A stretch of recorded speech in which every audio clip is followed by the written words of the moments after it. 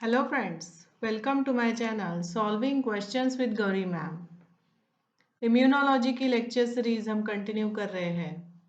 उसमें हमने अब तक देखा था व्हाट आर इम्यूनोग्लोबुलिन। इम्यूनोग्लोबुलिन के आइसोटाइप्स हमने देख चुके हैं।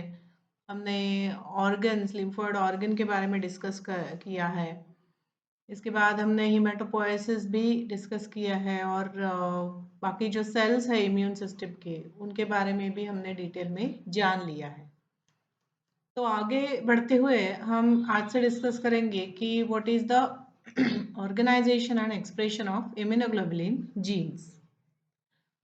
मतलब हम मॉलिक्यूलर बेसिस जो है इम्यूनोग्लोबुलिन जीन का उसके बारे में अभी डिस्कस करेंगे कि किस तरह से इम्यूनोग्लोबुलिन जीन्स प्रेजेंट होते हैं और उनके इसमें रिकॉम्बिनेशन कौन सा होता है, ये सब चीज़ें यहाँ डिस्कस की जाएंगी।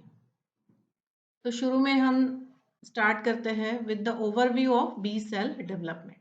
बी सेल डेवलपमेंट का ओवरव्यू हम आज के वीडियो में देख रहे हैं। अभी इम्यूनोग्लोबुलिन के बारे में ऐसा है कि immunoglobulin is a protein, it's a glycoprotein. तो हम उसका अमाइनो एसिड सीक्वेंस देख ले और उसके जीन का सीक्वेंस अगर देख ले न्यूक्लियोटाइड का, तो वो कहीं ना कहीं मैच नहीं करता है। ये इसकी खासियत है। ये चीज़ बाकी प्रोटीन्स के बारे में नहीं होती है कि उसका जो जेनेटिक लेवल पर जो सीक्वेंस है न्यूक्लियोटाइड का, तो उससे ही अमाइनो एसिड का सीक्वेंस वो मैच करता है। मगर इम्यूनोग्लोबुलिन के बारे में ऐसा नहीं होता है, क्योंकि यहाँ पर ऐसा देखा गया है कि इम्यूनोग्लोबुलिन के जीन्स जो है वो डिफरेंट क्रोमोसोम्स पर प्रेजेंट है। जब इम्यूनोग्लोबुलिन बनाया जाता है तब ये डिफरेंट क्रोमोसोम्स पर प्रेजेंट रहने वाले जीन्स से रिकॉम्बिनेशन करके ये प्रोटीन बनता है। तो ये चीज़ कुछ हमारे कपड़ों जैसी, मतलब हम मिक्स एंड मैच पहनते हैं। देखो, हमारे पास एक ही जीन्स होती है, उसके ऊपर हम डिफरेंट टॉप्स पहन लेते हैं, इजंट इट? तो number of combination, number of dresses हमारे बन जाते हैं।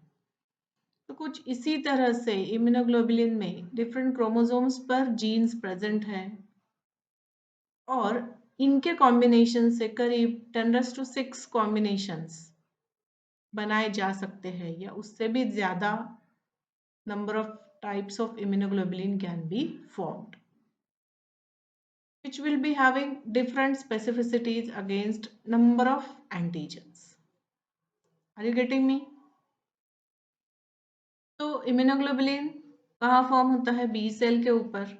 तो हम देखेंगे कि what is the B cell development, कैसे होती है ये। इस साइड में हम सेल के बारे में बात कर रहे हैं और इस साइड में हम उस सेल पर कुछ इम्यूनोग्लोबुलिन एक्सप्रेस होता है क्या, इसके बारे में लिखा हुआ है। शुरुआत होती है बोन मैरो से। पूरा ब्लड कहाँ फॉर्म होता है? तो बोन मैरो में। बोन मैरो में होते हैं HSC, that is haematopoietic stem cells. ये सेल्स सेल्फ रिन्यूएबल है। जब एक हेमाटोपोएटिक स्टेम सेल डिवाइड होती है तो it forms cell of some lineage. अगर लिम्फोइड लीनिएज की हो सकती है या फिर माइलॉइड लीनिएज की हो सकती है। और दूसरी सेल जो फॉर्म की जाती है वो खुद HSC फॉर्म करके रखी जाती है आगे चलाने के लिए। ओके, तो यहाँ पर हम बी सेल के लिए जा रहे हैं, तो लिम्फोइड लीनिएज, लिम्फोइड सेल में जाएंगे। लिम्फोइड सेल में जब partial heavy chain gene rearrangement होती है, then it forms a pro B cell. Immunoglobulin के स्ट्रक्चर में 2 हेवी चेन होती है और 2 लाइट चेन होती है। वो जुड़ के वाई शेप का इम्यूनोग्लोबुलिन का स्ट्रक्चर फॉर्म हो जाता है। तो यहाँ पर देखो, partial heavy chain gene rearrangement होकर it forms a pro B cell. HSC हो, लिम्फोइड सेल हो या प्रो बी सेल हो, इनके ऊपर अभी कुछ भी इम्यूनोग्लोबुलिन एक्सप्रेस नहीं होता है। Further, this pro B cell get converted to pre B cell by the completion of heavy chain gene rearrangement. ठीक है।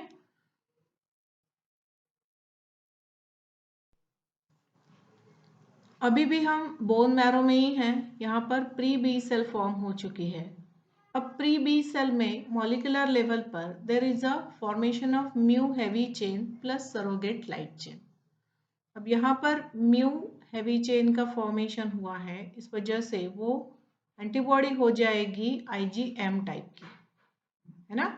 IgM is a pentameric antibody, first antibody to be expressed on B cell। तो वो चीज़ यहाँ पर शुरू हो गई, देखो म्यू हैवी चेन फॉर्म हो गई और उसके साथ ही यहाँ पर लाइट चेन जीन रीअरेंजमेंट भी शुरू हो चुकी है। इसका कंप्लीशन होने के बाद it forms a immature B cell on which there is a expression of IgM type of antibody, right. Now further, this immature B cell converts to mature B cell with the RNA processing। अभी इस mature B cell पर there is a membrane IgM plus there is a membrane IgD। Got it? Okay। अभी भी ये सब चीजें हो रही है बोन मैरो में, यहाँ पर B cell का डेवलपमेंट हो रहा है। अभी mature B cell होने के बाद it comes out of bone marrow and enters into the circulation through lymphatic system। अभी lymphatic system में there is a encounter of antigen। Antigen stimulation हमें दिखाई देता है और उसके बाद देखो क्या होता है,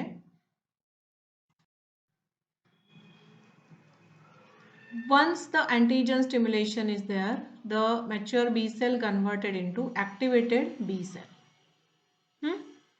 अब ये चीज हो रही है पेरिफेरल लिम्फोइड ऑर्गन में, ये बी सेल अभी एक्टिवेट हो जाती है and there is a differentiation takes place in this B cell. Are you getting me? अभी यहाँ पर IgM सिक्रेटिंग प्लाज्मा सेल है जो IgM टाइप की एंटीबॉडी सिक्रेट कर रही है। अभी इसके बाद इस बी सेल को देखना होता है, डिसाइड करना होता है कि किस तरह का एंटीजन है। अगर वो सिक्रेटरी एंटीबॉडी बनाई जा रही है तो वो IgA टाइप की आइसोटाइप फॉर्म कर लेगी। अगर एलर्जिक रिस्पॉन्स के लिए जाना है तो IgE कर लेगी, या अगर उसके सामने IgG के काम जो है वो है तो वो IgG टाइप का एंटीबॉडी तैयार कर लेगी। Are you getting me? इसे कहा जाता है क्लास स्विचिंग। एंटीबॉडी का जो क्लास है, जो आइसोटाइप है, वो स्विच किया जाता है from IgM to the required type of antibody. इसके साथ ही ना भूलते हुए वो उसी टाइप की मेमोरी बी सेल भी फॉर्म करके रखती है जो प्लाज्मा सेल है, ठीक है। तो यहाँ पर हो जाता है plasma cell secreting various isotypes. Are you getting me? इस तरह से बी सेल डेवलपमेंट होती है और वो पेरिफेरल लिम्फोइड ऑर्गन में required type of antibody form करके सिक्रेट करती रहती है। अब इसके और डिटेल हम आने वाले वीडियोस में देखेंगे। With this, I am concluding with today's video। मैंने मेरा मेल आईडी यहाँ शेयर किया है।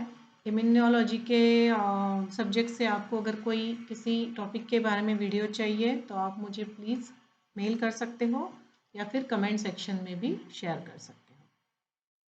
Thanks for watching.